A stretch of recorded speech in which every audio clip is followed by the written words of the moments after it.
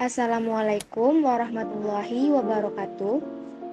Alhamdulillah, kita masih diberi kesehatan oleh Allah Subhanahu wa Ta'ala, serta terima kasih atas segala nikmat yang masih diberikan kepada kita hingga saat ini. Semoga kita tak pernah lupa untuk senantiasa mensyukurinya. Bapak dosen dan teman-teman sekalian, dalam kehidupan pasti memiliki tantangan untuk mencapai kesuksesan.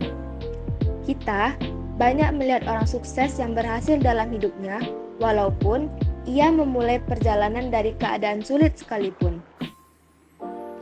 Pada kesempatan ini, kami ingin membagikan hasil wawancara kami bersama Bapak Ahmad Sudi, Sarjana Sosial, sebagai Koordinator Kepegawaian Kementerian Lingkungan Hidup dan Kehutanan Pekanbaru. Bapak Ahmad memiliki kisah hidup yang penuh dengan tantangan. Pada awalnya, semasa sekolah, beliau hanya menjadi kenek oplet di Mandailing. Dengan tekad dan kerja keras, beliau membiayai uang sekolahnya dari gaji yang diperoleh sebagai kenek. Perjalanan hidup Bapak Ahmad kemudian membawanya ke Riau pada tanggal 28 Maret 1997. Di sana, beliau memulai karirnya yang unik dan menantang sebagai seorang pawang gajah. Selama 10 tahun, dari 8 Agustus 1997 hingga tahun 2007, Bapak Ahmad berdedikasi menjalankan tugasnya sebagai pawang gajah. Pekerjaan ini tentu saja bukanlah pekerjaan yang mudah, namun Bapak Ahmad berhasil menjalankannya dengan penuh komitmen dan keberanian. Pada bulan Juni 2007, perjalanan karir Bapak Ahmad mengalami perubahan signifikan.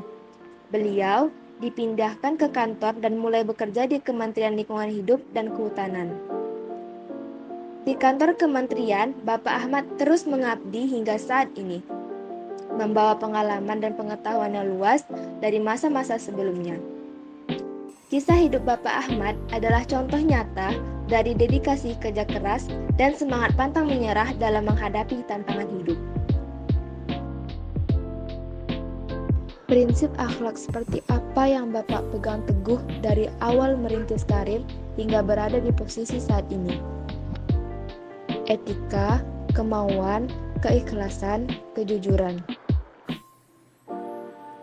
Seperti yang sudah kami tanyakan sebelumnya kepada Bapak tentang prinsip akhlak, apakah ada tantangan dari menerapkan prinsip-prinsip akhlak tersebut? Setiap pekerjaan pasti memiliki tantangan dan risiko tersendiri. Misalnya, saya harus bisa menguasai sistem atau aplikasi yang sebelumnya tidak saya ketahui. Menghadapi hal ini, saya belajar untuk lebih adaptif dan proaktif dalam mencari solusi. Dengan kemauan yang kuat, saya berusaha memahami hal-hal baru meski awalnya terasa sulit. Keikhlasan dalam menjalani proses pembelajaran dan kejujuran dalam mengakui kelemahan menjadi kunci bagi saya untuk terus berkembang. Saya percaya bahwa setiap kesulitan adalah peluang untuk meningkatkan keterampilan dan menunjukkan dedikasi saya. Dengan tekad, kemauan, keikhlasan, dan kejujuran, saya yakin bisa mengatasi hambatan tersebut dan memberikan hasil terbaik dalam pekerjaan saya. Bagaimana cara Bapak membagi waktu antara ibadah dan pekerjaan sehingga Bapak bisa menjalankan keduanya secara terus-menerus dalam keseharian Bapak? Mengatur waktu sebaik mungkin adalah kunci untuk menjaga keseimbangan antara pekerjaan dan kehidupan pribadi. Salah satu cara yang saya lakukan adalah memanfaatkan jam istirahat untuk beribadah. Dengan meluangkan waktu untuk beribadah di tengah kesibukan, saya merasa lebih tenang dan fokus saat kembali bekerja.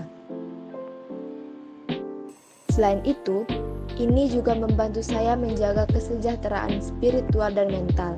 Mengatur waktu dengan bijak tidak hanya meningkatkan produktivitas, tetapi juga memastikan bahwa kebutuhan spiritual saya tetap terpenuhi. Dengan demikian, saya bisa menjalani hari dengan lebih seimbang dan penuh makna.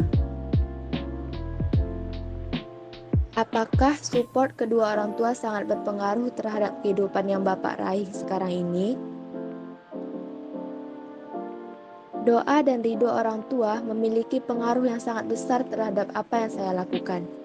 Izin dari orang tua juga sangat penting dalam setiap langkah yang saya ambil. Keyakinan ini membuat saya selalu menghargai dan meminta restu mereka dalam setiap keputusan penting. Doa dan dukungan orang tua memberikan kekuatan dan motivasi ekstra bagi saya untuk menghadapi tantangan. Saya percaya bahwa dengan ridho mereka, saya akan lebih mudah meraih kesuksesan dan keberkahan dalam segala usaha. Oleh karena itu, menjaga hubungan baik dan selalu berkomunikasi dengan orang tua adalah hal yang saya utamakan dalam hidup saya.